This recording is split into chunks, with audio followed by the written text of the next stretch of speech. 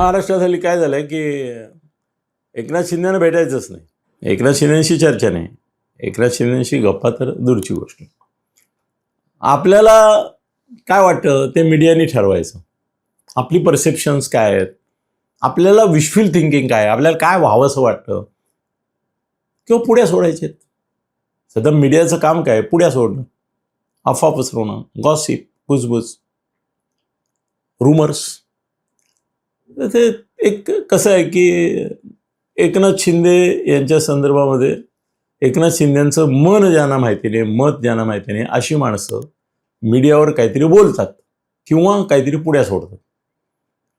आता परवा एक टी व्हीवर बातमी चाललेली होती की शिंदे काही मंत्र्यांवर नाराज, त्यांचे कान उपटले पण त्यांना ताकीद दिली, मंत्रिमंडळातून काढून टाकीन इशारा दिला. ॲक्च्युली त्याच रात्री माझी आणि एकनाथ शिंदेची जवळजवळ 40 मिनिटं गप्पा झाल्या मोकळेपणाने. आम्ही दोघंजण मित्र असल्यामुळे फार मोकळेपणाने बोलतो. Of the record on the record असतं, पण तरी देखील मोकळेपणाने बोलतो. एकनाथ शिंदेचा तो स्वभाव नाही आहे असा. ते त्यांच्या मंत्र्यांचे देखील टीम लीडर आहेत, कॅप्टन आहेत. ते सूचना करतात, पण असं ताकीद दिली, धमकी दिली, इशारा दिला, कान उपटले.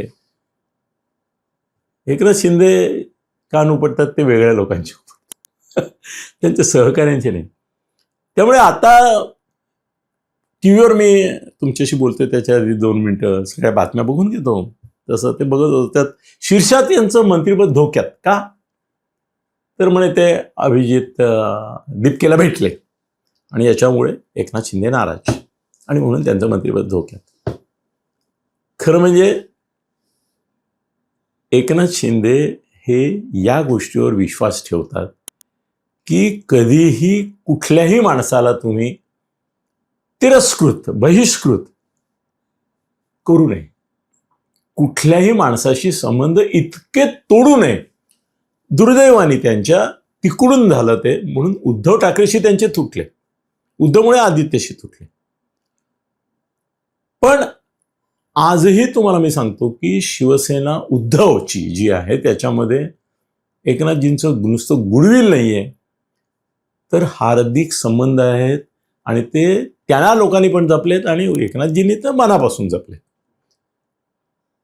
आता मी जर तुम्हाला सांगितलं, आणि मीच सांगू शकतो, दुसरं कोण सांगणार एवढ्या मोकळेपणाने, कारण मिलिंद नार्वेकर पण माझा मित्र आहे, एकनाथजी मित्र आहेत. तर मिलिंद नार्वेकर आणि एकनाथजी यांचे हार्दिक संबंध आहेत, स्नेहसंबंध आहेत, इव्हन ऋणानुबंध असा शब्द सुद्धा वापरू शकेल. आणि ते उद्धवच्या किती जवळ आहे मिलिंद नार्वेकर आणि हे एक आहेत इथपर्यंत लोकांना असं वाटतं, किंवा म्हणून मिलिंद नार्वेकर हाच ब्रेन आहे इथपर्यंत उद्धवचा, असं लोक म्हणतात. पण एकनाथजींशी चांगले संबंध, अतिशय उत्तम संबंध आहेत. ते भेटतात पण एकमेकाला. संजय राऊत, ठीक आहे ना, जाहीरपणे तुम्ही एकमेकावर टीका करता, ते राजकीय भूमिका आहे, वैयक्तिकरित्या काय आहे.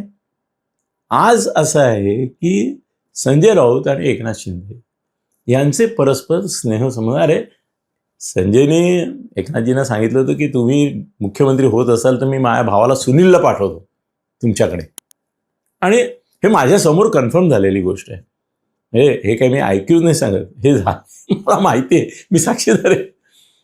आणि माझ्या फोनवरून मी जेव्हा एकनाथजींबरोबर इथे आमचं असं एक हे आहे की सगळ्यात सोपा मार्ग काय, एक तर रात्री 12:30 1 नंतर भेटायचं, नाहीतर इथून ते जातात त्यावेळेला ते आमच्या गुरुद्वारा जो आहे तिथे मी उभा राहतो, त्यांची गाडी येते, आपल्या आधी CM होते, आता एकनाथजींची, त्याच्यात बसायचं त्यांच्याबरोबर, ड्रायव्हरशिवाय कोणी नाही, गप्पा मारत ते जिथे कुठे जाणार असेल तिथपर्यंत जायचं.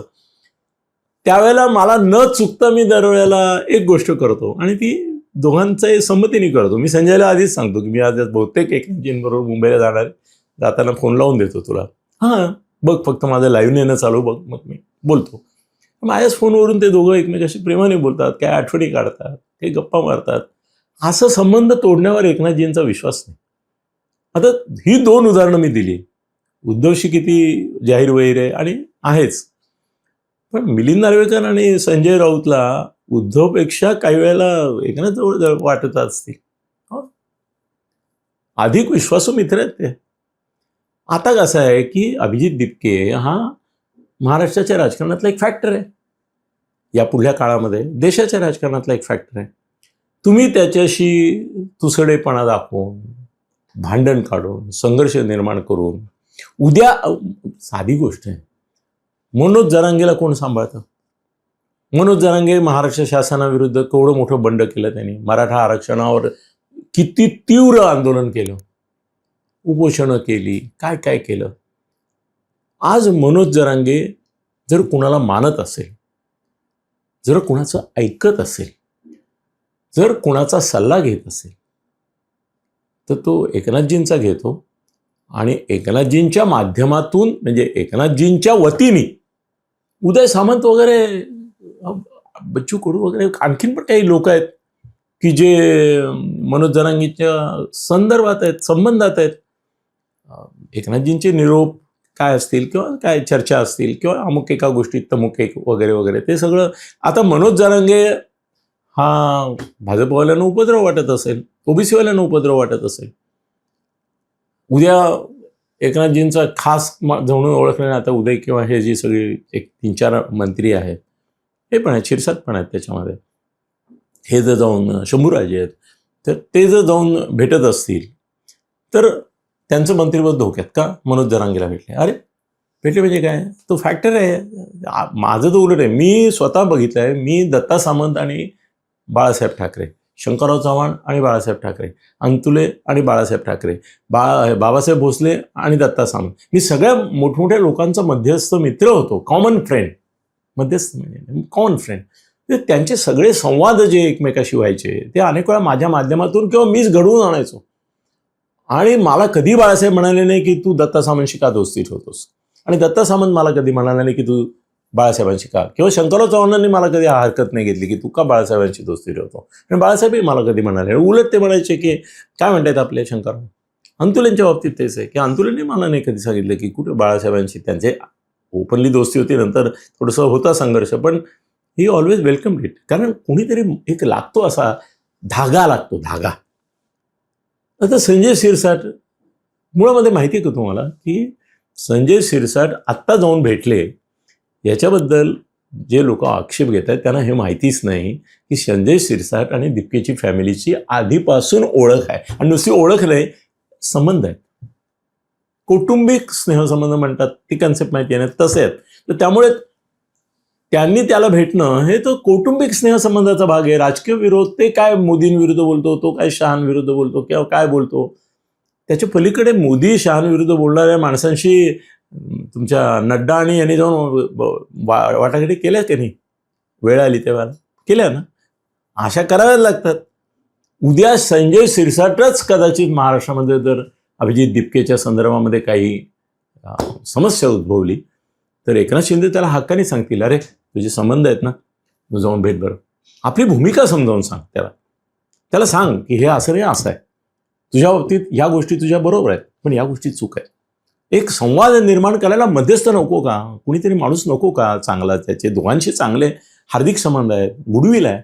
संजय शिरसाट दिपकेना भेटले हे अतिशय उत्तम झालं, आणि त्याच्याकरता त्यांचं मंत्रिपद जाईल अशी हेडलाईन लावणारे मूर्ख आहेत असं माझं मत. संजय शिरसाट आणि एकनाथ शिंदेचं काय बोलणं झालं असेल याची मी कल्पना करू शकतो. संजय शिरसाट यांना एकनाथजींनी सांगितलं असेल, काय म्हणत होता अभिजित दिपके, काय इम्प्रेशन तुमचं, काय महाराष्ट्राच्या संदर्भात काही बोलणं झालं का तुमचं, त्याला जपून ठेवा, त्याला सांभाळून ठेवा, त्याशी संबंधात राहा. उद्या काही अडचण आली, उद्या फडणवीस साहेबांवर जरी अडचण आली तरी आपल्याला आपल्या वतीने कुणीतरी त्याच्याकडे जाणारा, त्याशी बोलणारा, त्याला कन्व्हिन्स करणारा माणूस पाहिजे. दिल्लीमध्ये अरे अहमद पटेल काय, प्रफुल्ल पटेल काय, यांची महती काय आहे, याचं कारण ते सर्वपक्षीय आहेत ना, असे कितीतरी आहेत.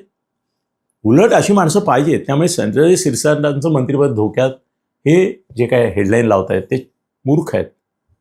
असं काही नाही, संजय शिरसाट हे गरजेचं भाग आहे, आणि असे संजय शिरसाट एकनाथजींकडे भरपूर आहेत, आणि एकनाथजी त्यांना योग्य मान, महत्त्व, संधी देतात, जपतात, आणि तेही एकनाथजींचे आणि महाराष्ट्राचे फडणवीसांचे देखील हितसंबंध जपतात. त्यामुळे संजय शिरसाट भेटले हे अत्यंत योग्य झालं. अभिजित दिपकेशी आपलं एक नातं निर्माण झालं होतं, ते दृढ झालं. धन्यवाद.